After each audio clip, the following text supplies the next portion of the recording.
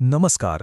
आज आपण एका अशा सरकारी योजनेबद्दल बोलणार आहोत जी खऱ्या अर्थाने अनेकांसाठी जीवनरेखा ठरत आहे. हो, मी बोलतोय क्षयरोग म्हणजे टीबीशी लढणाऱ्या रुग्णांना आधार देणाऱ्या एका अत्यंत महत्त्वाच्या योजनेबद्दल. तर आजच्या या माहिती सत्रात आपण काय काय पाहणार आहोत.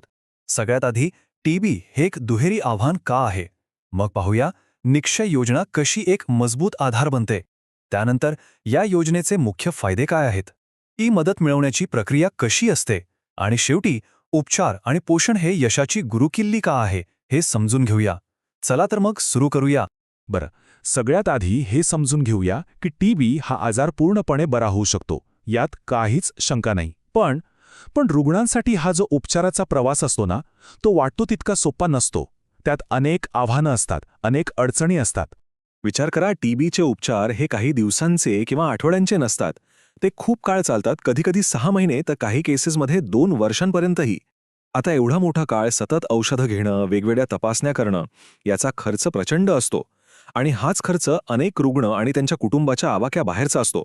मग होतं काय, अनेक जण नाईलाजाने उपचार अर्धवट सोडून देतात. आता औषधांचा खर्च तर झालाच, पण एक दुसरी तितकीच महत्वाची गोष्ट आहे ज्याकडे अनेकदा दुर्लक्ष होतं, ती म्हणजे पौष्टिक आहार. नुसती औषधं घेऊन भागत नाही, शरीराला आजाराशी लढायला ताकदही तर हवी, आणि ती ताकद येते चांगल्या जेवणातून. पण त्याचा खर्च कोण करणार? मग ह्या दुहेरी संकटावर उपाय काय? आणि बरोबर याच ठिकाणी सरकार पुढे आलं आहे, या दुहेरी आव्हानाला तोंड देण्यासाठी एक जबरदस्त उपाय घेऊन. आणि तो उपाय म्हणजेच निक्षय पोषण योजना. आता बघा, ही योजना म्हणजे केवळ काही पैसे देण्याची सोय नाहीये. याच्या मागे खूप खोल विचार आहे.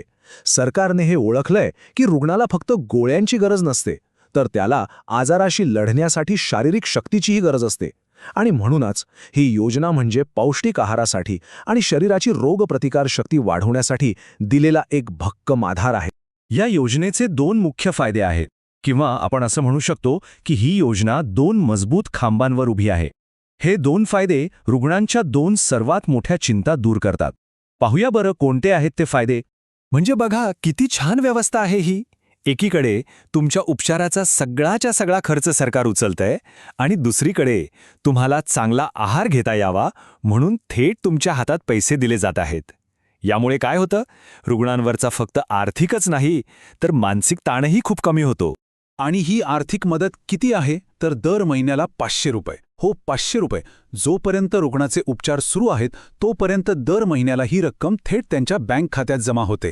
आता कदाचित काहींना ही रक्कम खूप जास्त वाटणार नाही, पण विचार करा, ज्यांच्याकडे काहीच नाहीये त्यांच्यासाठी पौष्टिक आहाराची सोय करण्यासाठी हे 500 रुपये खूप मोलाचे ठरतात.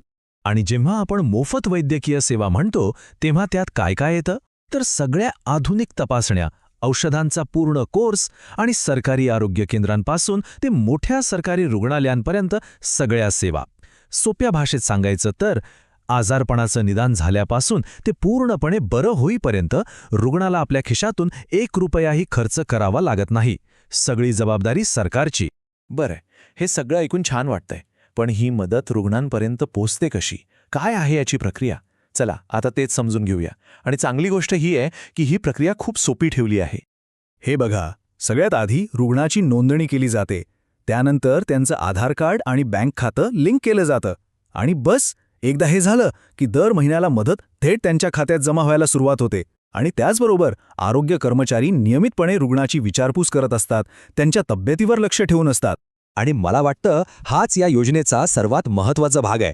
इथे फक्त पैसे देऊन सरकार थांबत नाही, तर एक मानवी आधार सुद्धा मिळतो. हे जे आरोग्य कर्मचारी आहेत ना, ते नियमितपणे रुग्णांच्या संपर्कात राहतात. गोळ्या घेतल्यात का, तब्येत कशी आहे अशी विचारपूस करतात. कारण टीबीचे उपचार खूप लांब चालतात आणि अशावेळी रुग्णाचा धीर सुटू शकतो. मग अशावेळी हा जो भावनिक आधार मिळतो ना, तो औषधांइतकाच महत्त्वाचा असतो. यामुळेच उपचार अर्धवट सोडण्याचं प्रमाण खूप कमी होतं. चला आता आपण समारोपाकडे वळूया. ही योजना इतकी महत्त्वाची का आहे, यामागचा नेमका विचार काय आहे, ते आता आपण समजून घेऊ. या संपूर्ण योजनेचं सार एका वाक्यात सांगता येईल: योग्य उपचार आणि योग्य पोषण ह्या टीबीवर मात करण्याच्या गुरुकिल्ल्या आहेत. फक्त औषधं देऊन चालणार नाही, त्यासोबत शरीराला ताकद देणारा आहारही तितकाच महत्त्वाचा आहे. आणि ही योजना बरोबर याच दोन्ही गोष्टींची सांगड घालतीये.